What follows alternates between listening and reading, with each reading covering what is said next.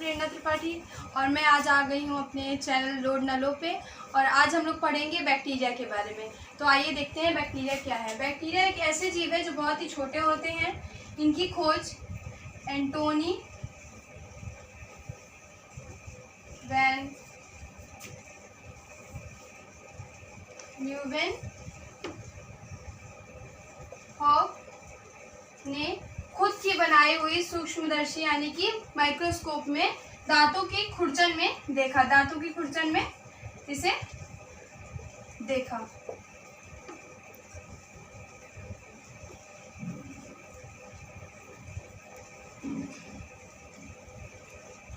Linnaeus एक विज्ञानी थी जिन्होंने बाइनोमियल पद्धति का विस्तार किया था और उन्होंने ये शुरू की थी।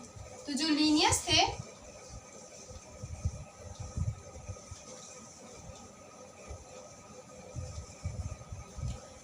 ने इन्हें अलग जीनस में रखा जिसे वर्मिस कहते हैं। वर्मिस जो जीनस होती है उसमें इनका अध्ययन किया जाता है। ठीक है, अब बात आती है इसकी पूरी तरीके से इसकी खोज कैसे हुई और किसने इसे बैक्टीरिया नाम दिया, ये देखते हैं।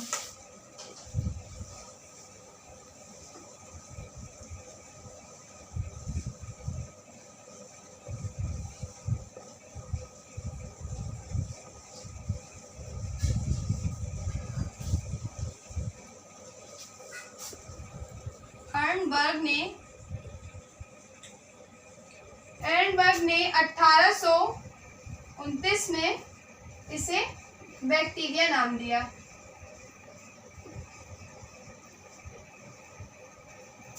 एंड लुईस पास्चर एक वैज्ञानिक थे ने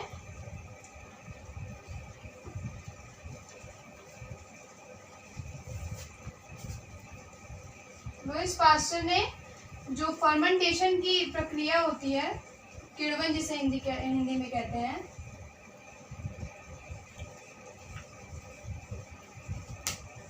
की प्रक्रिया को समझाया, जिनमें इन्होंने बताया कि जो रोग मतलब जितने भी जीव मरते थे उनके सड़ने से जो जितने भी रोग पैदा होते थे वो सब बैक्टीरिया के कारण पैदा होते थे। और इन्होंने जर्म थ्योरी ऑफ डिसीज भी दी थी। ये बहुत इंपॉर्टेंट क्वेश्चन है, या अक्सर पूछा जाता है कि जर्म थ्योरी ऑफ डिसीज किसने प्रतिपादित की थी। ठीक है, जोसेफ लिस्टर ने antiseptic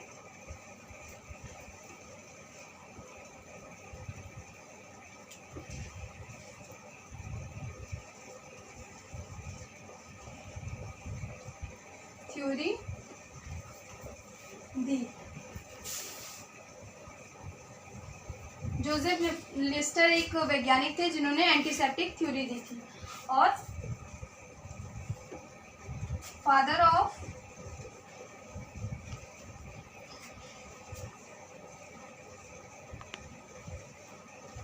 microbiology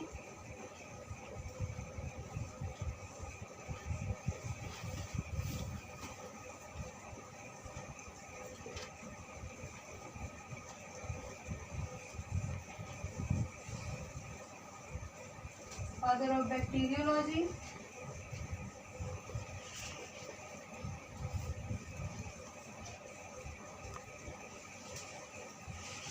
father of modern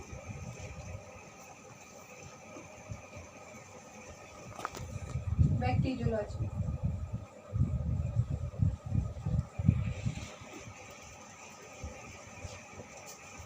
father of microbiology को फादर ऑफ माइक्रोबायोलॉजी कहा जाता है। और फादर ऑफ बैक्टीरियोलॉजी ल्यूवेनहॉक को फादर ऑफ बैक्टीरियोलॉजी कहा जाता है। और फादर ऑफ मॉडर्न बैक्टीरियोलॉजी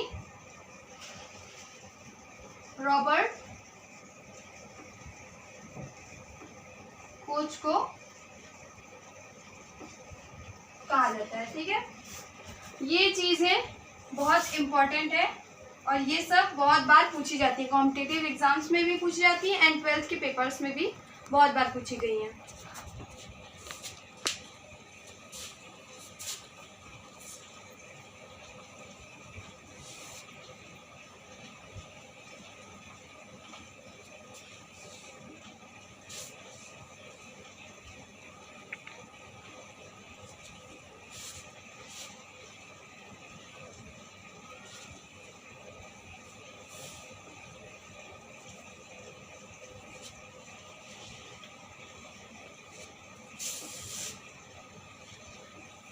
अब बात करते हैं बैक्टीरियाज के शेप्स की।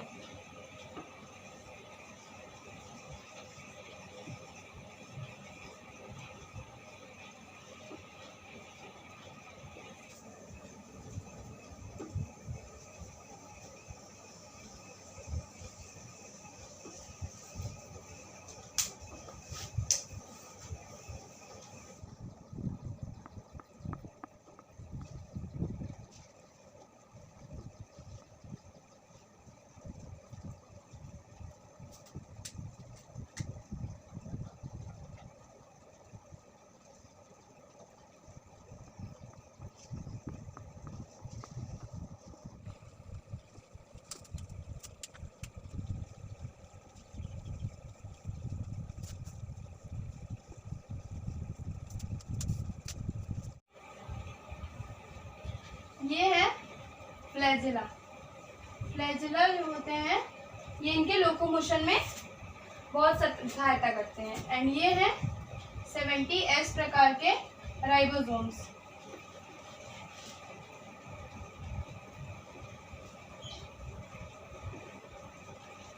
किसी और दिन हम 70S प्रकार और 80S प्रकार की राइबोसोम्स के बारे में बात करेंगे। पहले हम लोग ये देख लेते हैं। ये है मेन बैक्टीरियल जीनोम।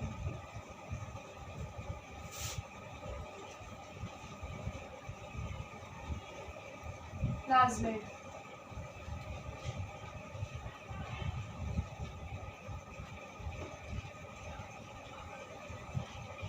और ये है मेसोसोम।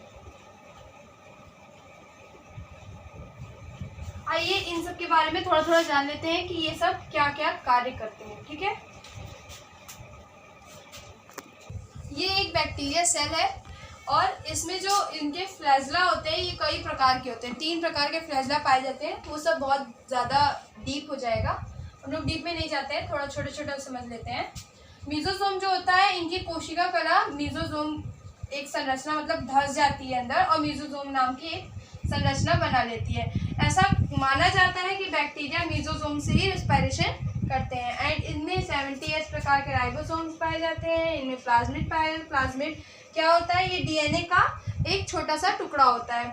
और जो मेन बैक्टीरिया जीनोम है जो ये होता है ये डीएनए का ही एक टुकड़ा होता है, डीएनए की तरह एक द्विसूत्री टुकड़ा होता है जिससे ये लोग ट्रांसडक्शन या ट्रांसफॉर्मेशन करते हैं। चलिए अब हम आगे, थोड़ा नाम है डायलेस्टर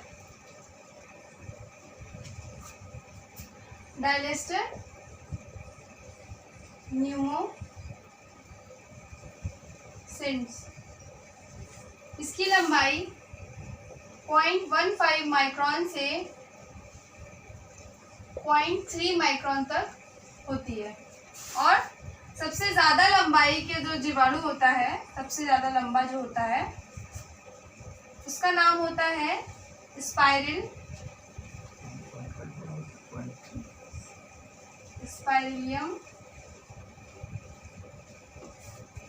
वोल्यूटेंस, जिसकी लंबाई 15 माइक्रोन होती है। और सबसे बड़ा जो जीवाणु होता है उसका नाम सबसे टोवा मिलिबिलिस।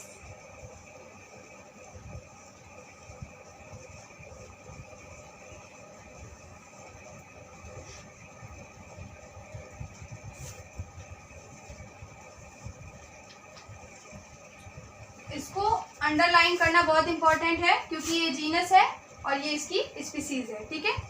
इसको अंडरलाइन इसलिए इम्पॉर्टेंट।